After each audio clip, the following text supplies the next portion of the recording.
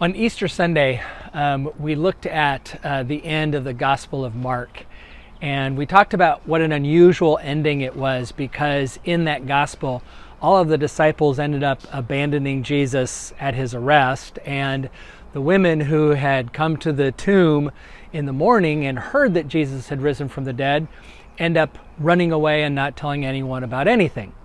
Well, obviously, that's not the end of the story because people knew about the resurrection of Jesus and people saw him. So we talked about how that wasn't the end of the story, but in part of that sermon, one of the things that I asked is, how do we follow that example? We live by examples. There's good examples and there are bad examples. So what does this example of the disciples, what is it showing us? What is it inviting us to do? Well, on that particular Sunday, we talked about how because everyone leaves, there's only one other person who knows the story, and that is the person who is reading. So what Mark is trying to say in that gospel is the example is to go beyond what these disciples did, and you now are the keeper of the story. You share it. Well, today in this devotional, I want to talk about a little bit different of an example, because it is true. We follow examples, we follow good examples, and we follow bad examples. But in the book of Hebrews, there is a different example that is offered to us.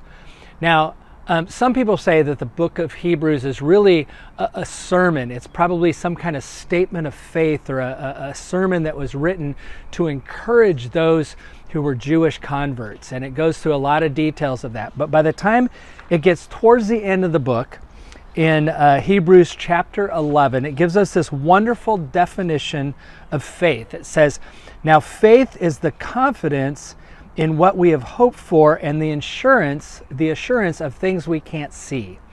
And then the author of Hebrews launches into this litany of examples of men and women who live by faith in what we know of as the Old Testament. So it had been a part of their heritage as Jewish people.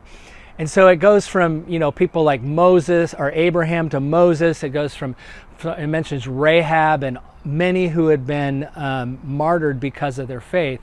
And so it goes through this whole huge example. And then in chapter 12, the author says this: "Therefore, since we are surrounded by so great a cloud of witnesses, let us lay aside every weight and the sin that clings so tightly, and let us run with perseverance the race that is set before us, looking to Jesus, the pioneer and perfecter of our faith, who for the joy that was before him endured the cross, regarding its shame, and taking his seat at the right hand of the throne of God." Basically, what the author of Hebrews is saying here is live by the example that is given to you in Jesus.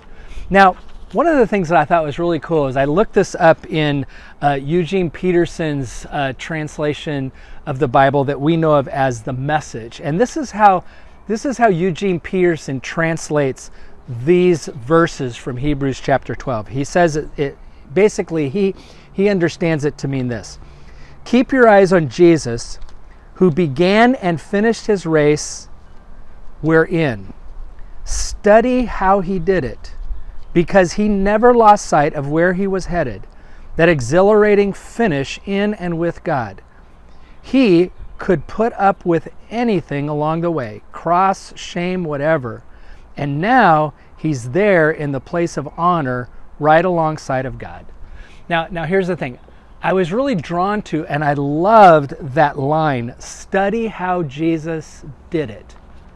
I really like this idea because, when we begin to think of Jesus, we talk about what Jesus did on the cross for us and the idea that our sins are forgiven because of Jesus' passion on the cross, because Jesus went for us and took on our sins. We talk about that a lot.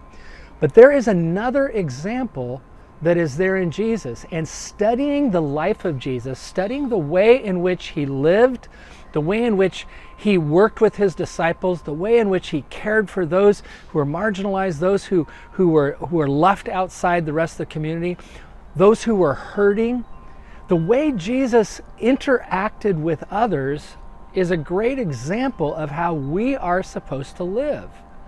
Studying the way Jesus lived is a wonderful way for us to begin to allow our lives to be marked by that example of Jesus. And so that's the encouragement today.